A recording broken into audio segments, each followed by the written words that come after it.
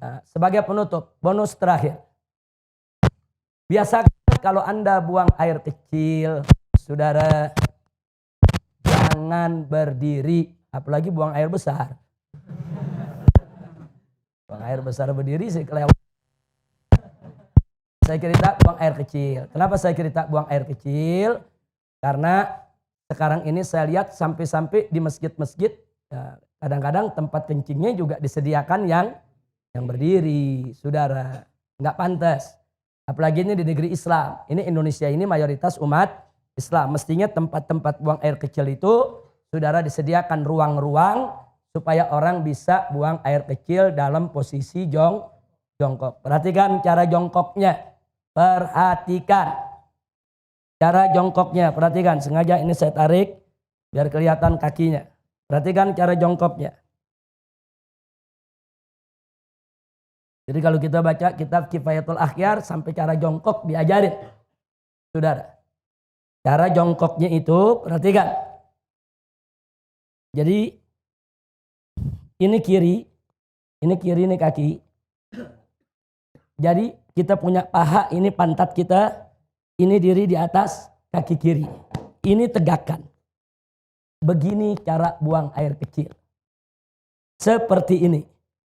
Nah, karena kalau Anda lakukan seperti ini, insya Allah buang air kecilnya tiris. Kita jauh dari penyakit silisil bol.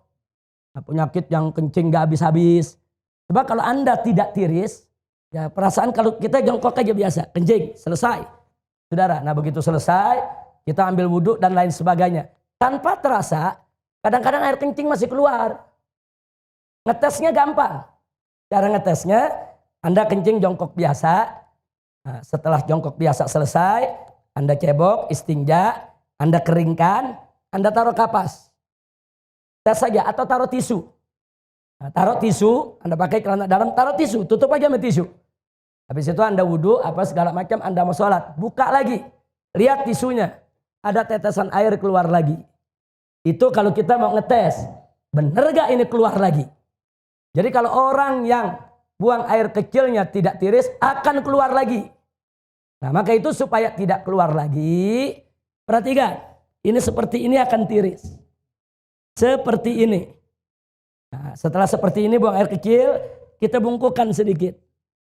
Kita bungkukan sedikit. Nah, boleh sekali-sekali kalau masih berasa ada, kita tukar posisi. Nah, sekarang kita di kanan, kiri yang tegak. Tapi ini bukan posisi utama, bukan. Posisi utama yang tadi.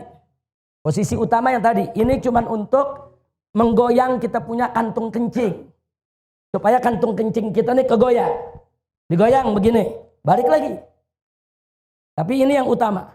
Ini kalau begini kita kencing, insya Allah tiris. Tidak akan tersisa lagi. Kira-kira jelas tidak? Ditambah lagi dengan jari kita tekan bagian bawah sebelum bagian dubur di bawah ada, kalau kita tekan keluar lagi itu. Keluar lagi itu cairan. Tekan sedikit. Yang ketiga, istibra. Apa istibra? Dehem. Dehemnya bukan dehem dengan tenggorokan. Bukan dehem dengan suara dada. Dehem dengan perut.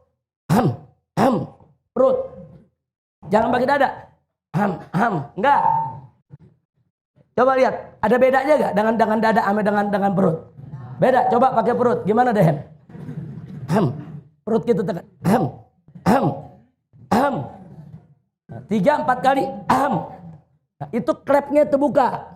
Kita dehem, klepnya terbuka, dia akan tiris air kencingnya. Kira-kira jelas? Habis itu baru kita istinja. Jadi Islam ini indah. Sampai cara kencing diajarin. Dalam Islam ya ikhwan. Dan ternyata para dokter mengakui. Para dokter itu mengakui ternyata betul memang posisi itu membuat bukan hanya kantung kencing. Membuat ginjal kita di posisi yang benar untuk membuang daripada air seninya. Jadi posisi ginjal nih, saudara memang seperti ini.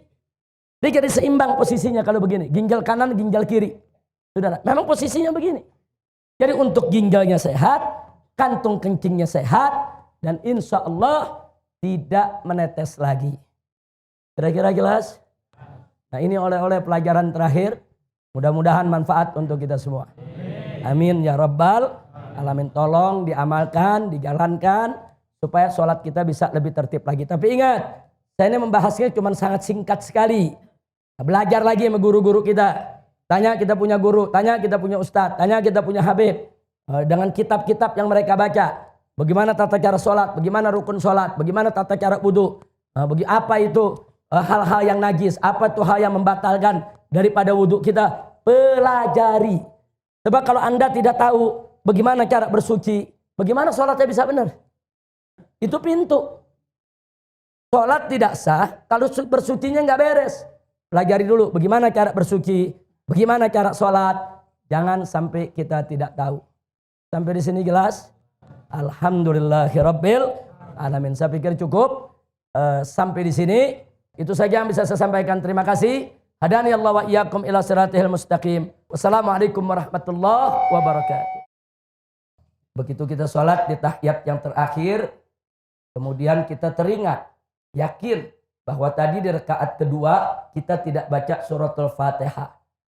Tapi kita langsung membaca surat. Maka sebelum kita salam, kita masih ada dalam sholat kita. Maka rakaat kedua kita tidak sah. Lalu bagaimana solusinya? Kita berdiri, berarti kalau rakaat kedua dihitung tidak sah, kita baru berapa rakaat sholat? Baru 3.